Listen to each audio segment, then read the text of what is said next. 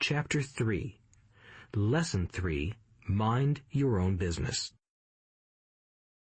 The rich focus on their asset columns while everyone else focuses on their income statements. In 1974, Ray Kroc, the founder of McDonald's, was asked to speak to the MBA class at the University of Texas at Austin. A friend of mine was a student in that MBA class. After a powerful and inspiring talk, the class adjourned and the students asked Ray if he would join them at their favorite hangout to have a few beers. Ray graciously accepted.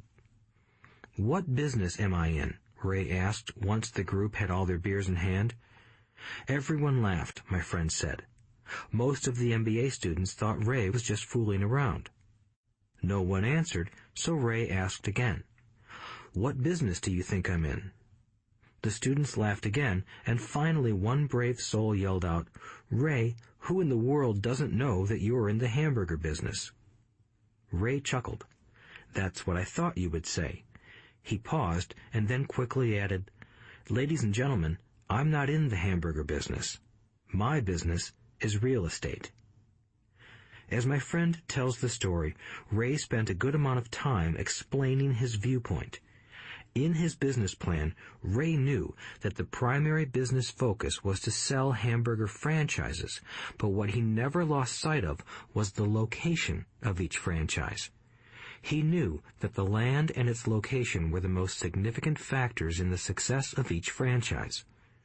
Basically, the person who bought the franchise was also buying the real estate under the franchise for Ray Kroc's organization. Today, McDonald's is the largest single owner of real estate in the world, owning even more than the Catholic Church. McDonald's owns some of the most valuable intersections and street corners in America and around the globe. My friend considers this as one of the most important lessons in his life. Today, he owns car washes, but his business is the real estate under those car washes. The previous chapter presented that most people work for everyone but themselves. They work first for the owners of the company, then for the government through taxes, and finally for the bank that owns their mortgage. When I was a young boy, we did not have a McDonald's nearby. Yet my rich dad was responsible for teaching Mike and me the same lesson that Ray Kroc talked about at the University of Texas. It is secret number 3 of the rich. The secret is mind your own business. Financial struggle is often directly the result of people working all their lives for someone else. Many people will simply have nothing at the end of their working days to show for their efforts. Our current educational system focuses on preparing today's youth to get good jobs by developing scholastic skills. Their lives will revolve around their wages or, as described earlier, their income column. Many will study further to become engineers, scientists, cooks, police officers, artists, writers, and so on. These professional skills allow them to enter the workforce and work for money. But there is a big difference between your profession and your business. Often I ask people, "What is your business?" And they will say, "Oh, I'm a banker." Then I ask them if they own the bank, and they usually respond, "No, I work there." In that instance, they have confused their profession with their business. Their profession may be a banker, but they still need their own business.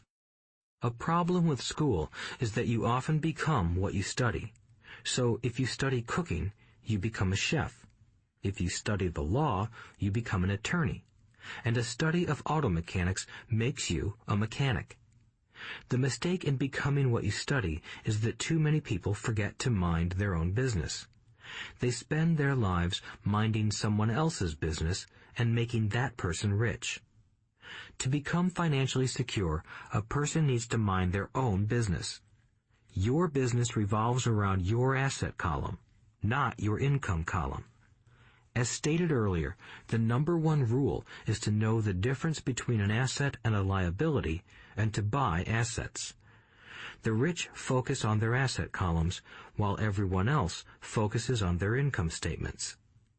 That is why we hear so often, "I need a raise. If only I had a promotion. I am going back to school to get more training so I can get a better job. I am going to work overtime. Maybe I can get a second job." In some circles, these are sensible ideas, but you are still not minding your own business. These ideas all still focus on the income column and will only help a person become more financially secure if the additional money is used to purchase income-generating assets. The primary reason the majority of the poor and middle class are fiscally conservative, which means I can't afford to take risks, is that they have no financial foundation. They have to cling to their jobs and play it safe. When downsizing became the in thing to do, millions of workers found out their largest so-called asset, their home, was eating them alive. Their asset was costing them money every month. Their car, another asset, was eating them alive. The golf clubs in the garage that cost $1,000 were not worth $1,000 anymore.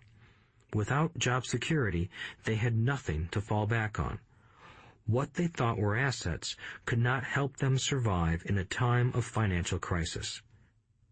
I assume most of us have filled out a credit application to buy a house or a car. It's always interesting to look at the net worth section because of what accepted banking and accounting practices allow a person to count as assets. One day when I wanted a loan, my financial position did not look too good. So I added my new golf clubs, my art collection, books, electronics, Armani suits, wristwatches, shoes, and other personal effects to boost the number in the asset column. But I was turned down because I had too much investment real estate. The loan committee didn't like that I made so much money from rent. They wanted to know why I did not have a normal job with a salary. They did not question the Armani suits, golf clubs, or art collection. Life is sometimes tough when you do not fit the standard profile. I cringe every time I hear someone say to me that their net worth is $1 million or $100,000 or whatever. One of the main reasons net worth is not accurate is simply because the moment you begin selling your assets, you are taxed for any gains. So many people have put themselves in deep financial trouble when they run short of income. To raise cash, they sell their assets, but their personal assets can generally be sold for only a fraction of the value that is listed on their personal balance sheet. Or, if there is a gain on the sale of the assets, they are taxed on the gain. So again, the government takes its share, thus reducing the amount available to help them out of debt. That is why I say someone's net worth is often worth less than they think. Start minding your own business. Keep your daytime job, but start buying real assets, not liabilities or personal effects that have no real value once you get them home. A new car loses nearly 25% of the price you pay for it the moment you drive it off the lot. It is not a true asset even if your banker lets you list it as one. My $400 new titanium driver was worth $150 the moment I teed off. Keep expenses low, reduce liabilities, and diligently build a base of solid assets. For young people who have not yet left home, it is important for parents to teach them the difference between an asset and a liability. Get them to start building a solid asset column before they leave home, get married, buy a house, have kids, and get stuck in a risky financial position, clinging to a job and buying everything on credit. I see so many young couples who get married and trap themselves into a lifestyle that will not let them get out of debt for most of their working years.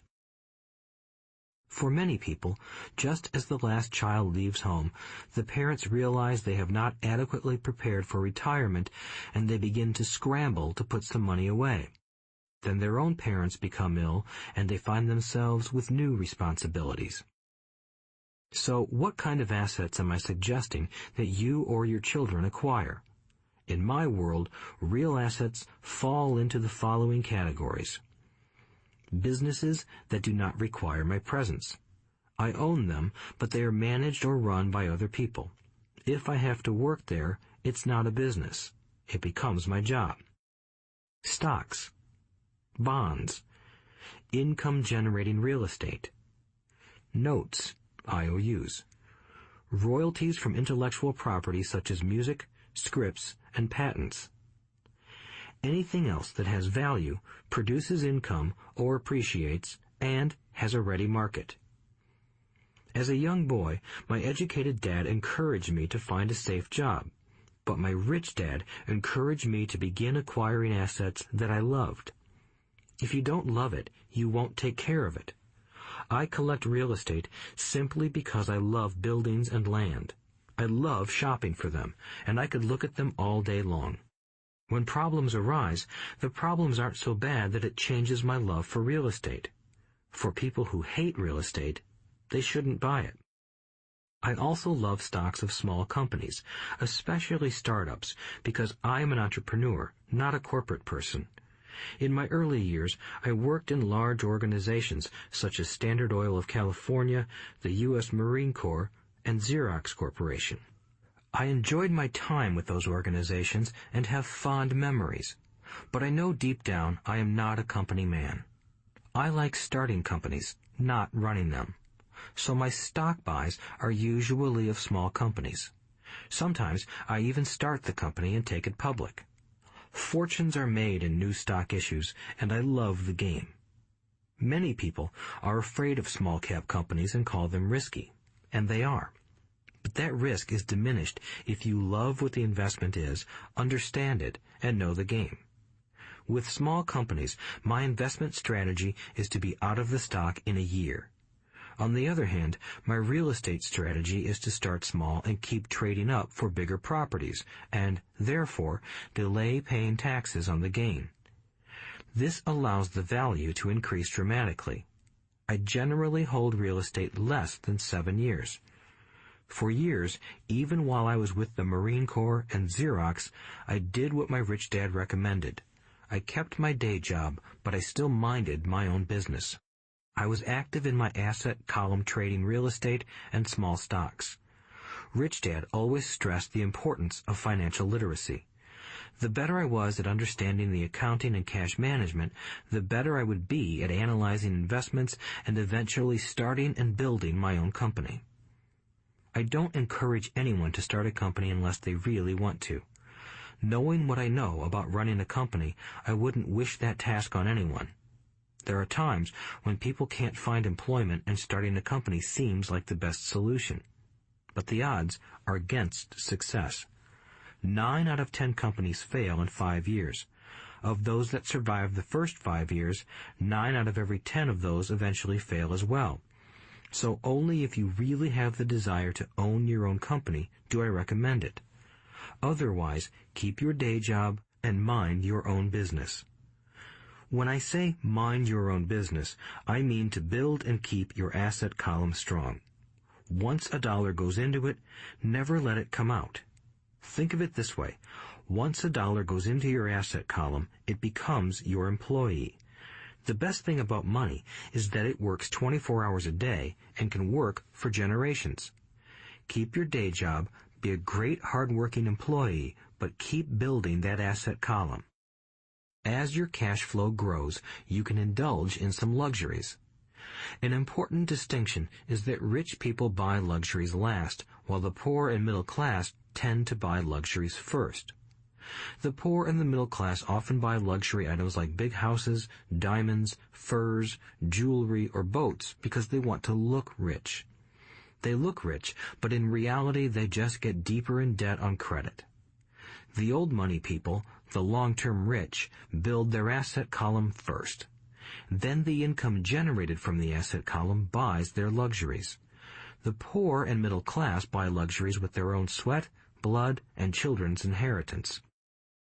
A true luxury is a reward for investing in and developing a real asset. For example, when my wife Kim and I had extra money coming from our apartment houses, she went out and bought her Mercedes. It didn't take any extra work or risk on her part because the apartment house bought the car.